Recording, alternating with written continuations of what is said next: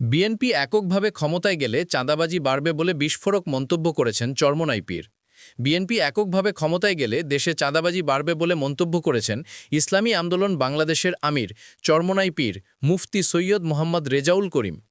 তিনি বলেন, বিএনপি এককভাবে ক্ষমতায় গেলে বাইপাস রুটে আওয়ামী লীগ ঢুকবে, ভারত ঢুকবে, দেশে চাঁদাবাজি বাড়বে, আরও মায়ের কোল খালি হবে, দেশের টাকা পাচার হবে।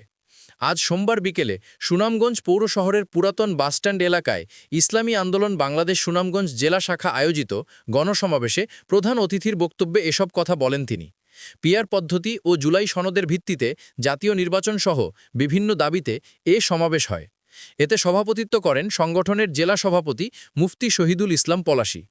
সমাবেশে চরমোনাই পীর বলেন, ৩০-৩৫% ভোট নিয়ে দেশে সরকার গঠন হয়, কিন্তু ৬০-৬৫% ভোটের কোনো মূল্যায়ন হয় না। পিআর পদ্ধতিতে ভোট হলে প্রতিটি ভোটের মূল্যায়ন হবে, দেশ ফ্যাসিবাদী শাসন থেকে মুক্ত হবে, গুন্ডামি ও চাঁদাবাজি থাকবে না।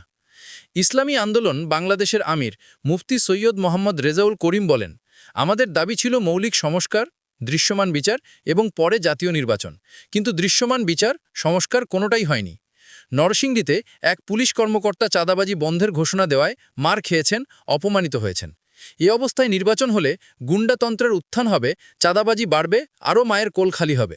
পিআর পদ্ধতিতে নির্বাচনের প্রসঙ্গ টেনে সৈয়দ মোহাম্মদ রেজাউল করিম বলেন, ৫ আগস্টের পর যখন সন্তানহারা মায়ের কান্না থামেলি, তখন ওরা নেমেছিল চাঁদাবাজি, স্টেশন ও ঘাট দখলে। এই গুন্ডা চাঁদাবাজদের রুখতেই আমরা পিআর পদ্ধতির নির্বাচন চাই। যারা বলে পিআর পদ্ধতি খায় না, মাথায় দেয়, তাদের রাজনীতি করার অধিকার নেই। পৃথিবীর ৯১টা দেশে পিআর পদ্ধতি আছে। মানুষ ইসলামের পক্ষে একটি শক্তি চায়, আমরা সেই লক্ষ্যে কাজ করছি। ইসলামী ও সমমনা দলগুলিকে একত্র করে কিভাবে একটি বৃহত্তর সমঝোতা গড়ে তোলা যায়, সেটা জনগণের চাহিদা।